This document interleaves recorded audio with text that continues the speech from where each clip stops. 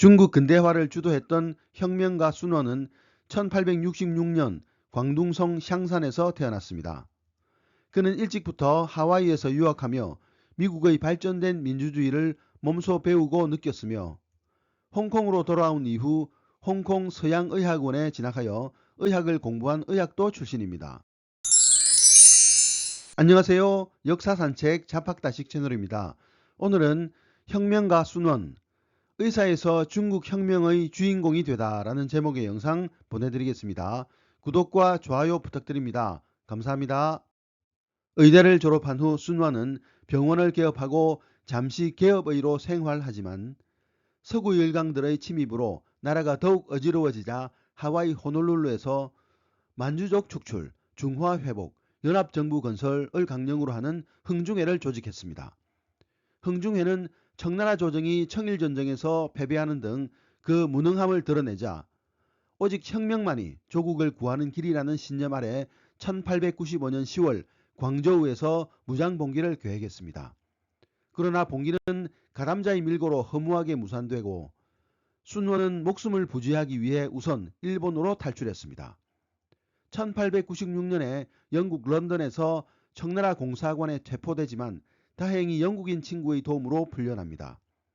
1900년 의화단 사건으로 전국이 어수선해진 상황에서 순원은 오랜 망명 곁에 중국으로 돌아와 제2차 무장봉기를 준비하지만 이 역시 실패하고 말았습니다.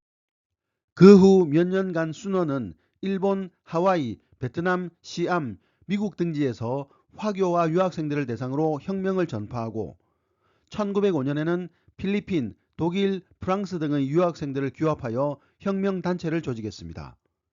8월에는 일본 동경에서 흥중회, 화흥회 등의 단체를 기반으로 동맹회라는 새로운 단체를 창건하고 총리에 추대되었습니다.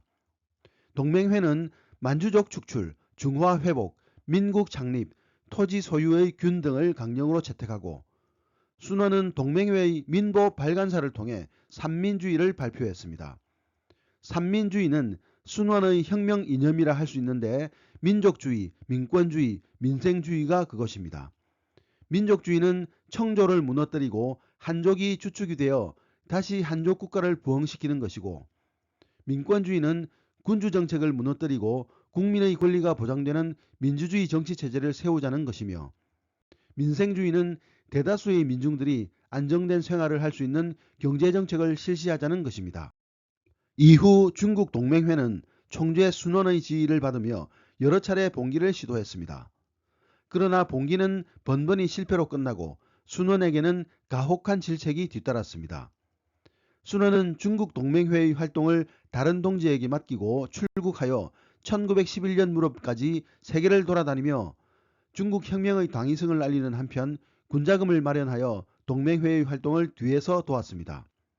하지만 혁명의 기회는 의외의 곳에서 찾아왔습니다. 당시 중국에서는 청일전쟁 이후 민간이 스스로 주식을 발행하여 마련한 자금으로 철도를 건설하겠다는 철도 부설운동이 활발히 진행되고 있었습니다.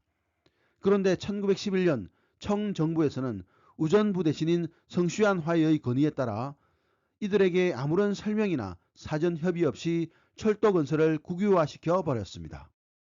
정부의 철도 국유화 정책으로 가장 많은 피해를 본 사람은 스촨성 사람들이었습니다. 이들은 사천 보로 동주회를 결성하여 동맹휴학과 납세 거부 운동을 대대적으로 펼쳐나가기 시작했습니다. 다급해진 정부는 무창에 있는 군인들을 동원하여 이들을 진압하려 했습니다. 그러나 무창은 일찍이 중국 동맹회의 활동이 활발했던 지역이었습니다. 동맹회는 이 기회를 놓치지 않고 청정부를 옹호하는 보수파들을 숙청하고 총독관청을 일시에 장악해 호북군 정부를 조직했습니다. 이 소식은 빠르게 중국 전역으로 번져 나갔습니다. 각지에서 무창혁명에 동조하는 목소리가 높아졌고 두 달이 채 안 되는 기간 동안 13개의 성이 청정부를 향해 독립을 선포했습니다. 12월 2일 혁명군은 난쟁을 함락하고 임시정부를 세웠으며 미국에서 급히 돌아온 순원이 임시 대통령에 추대되었습니다. 1912년 1월 1일 순원의 취임식이 치러졌고 이 해가 중화민국의 원년이 되었습니다. 그러나 순원의 기쁨은 오래가지 못했습니다. 비록 임시정부를 수립했으나 청왕조는 굳건히 그 명맥을 유지하고 있었고 순원의 세력은 여전히 너무 약했습니다. 순원은 어려운 결정을 내렸습니다. 바로 위안스카이와의 연합이었습니다. 순원은 위안스카이에게 청조를 설득하여 그들을 퇴위시켜 줄 것을 요청하고 만일 이 요청이 받아들여진다면 대통령의 지위를 그에게 양보하겠다고 약속했습니다. 이에 따라 위안스카이는 청조를 설득하여 청의 마지막 황제 선통제로 하여금 퇴위조서를 발표하게 만들었습니다. 이로써 청조는 북경에 천도한 지 268년 만인 1912년 2월 이민족으로서 중국 본토에 내린 뿌리를 거두게 되었습니다. 혁명정부는 청조와 위안스카이 사이에 퇴위 협약이 진행되는 동안 위안스카이의 행동을 규제하기 위해 대통령 중심제였던 임시정부 조직대강을 수정하여 내각 중심제를 기본틀로 한 임시약법을 제정 발표했습니다. 그리고 슈너는 약속대로 대통령직을 위안스카이에게 물려주었습니다. 동맹회는 국민당으로 개편하여 순원을 이사장으로 추대하고 같은 해에 중화민국 임시약법을 반포했습니다. 그러나 권력을 잡은 위안스카이의 야심은 제약할 길이 없었습니다.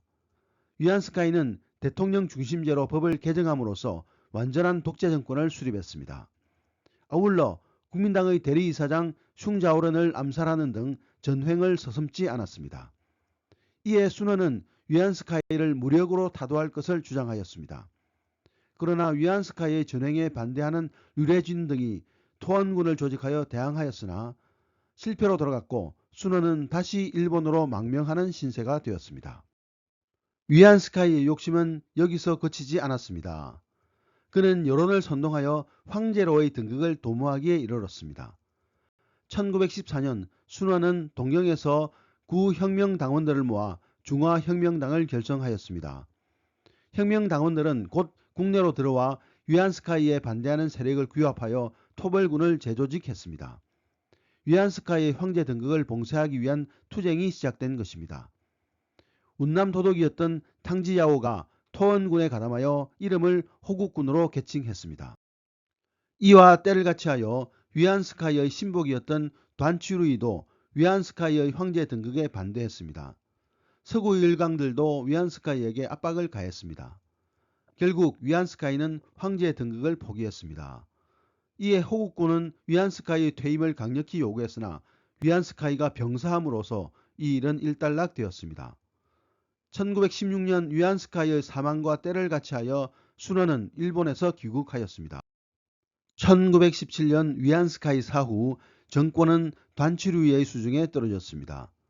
단취류이의 탄압을 피해 광둥 지역으로 자리를 옮긴 민당은 비상국회를 열어 서남군벌과 연합하여 광주에서 군사정부를 세우고 순원을 대원수로 추대했습니다. 그는 임시약법 수호를 위해 투쟁할 것을 선언했습니다. 그 후 광둥정부는 여러 번의 내부를 거쳤으나 마침내 1921년 순원을 대통령으로 추대하고 광둥 신정부를 수립했습니다. 이로써 중국은 베이징 정부와 순원 중심의 광둥 정부로 양분되었습니다. 1924년 1월에는 순원의 주관으로 중국 국민당 제1차 전국대표회의를 광주에서 소집했으며 중국 공산당원이 참여하는 중앙통치기구를 구성하여 공산당과의 합작을 이루었습니다. 1925년 단취류이의 주선으로 시국 수습을 위한 국민대표회의가 베이징에서 소집되었습니다. 순원은 동지들을 인솔하여 베이징으로 향하는 도중에 병을 얻어 사망했습니다. 1925년 3월 12일 그의 나이 60세였습니다. 순원의 초상화는 아직도 본토 중국 및 타이완의 정치 행사에 사용될 정도로 그의 영향력은 큽니다. 중화인민공화국의 건국기념일 등에는 그의 대형 초상화가天安문 광장에 걸리며 2004년 타이완의 천수빈 총통 취임식에서도 그의 대형 초상화가 걸려 있었습니다. 그는 타이완에서는 국부로 칭송받으며 중국에서는 혁명 선행자로서 존경받고 있습니다. 오늘의 참고도서는 세계사를 움직인 백인이라는 책이었습니다. 감사합니다.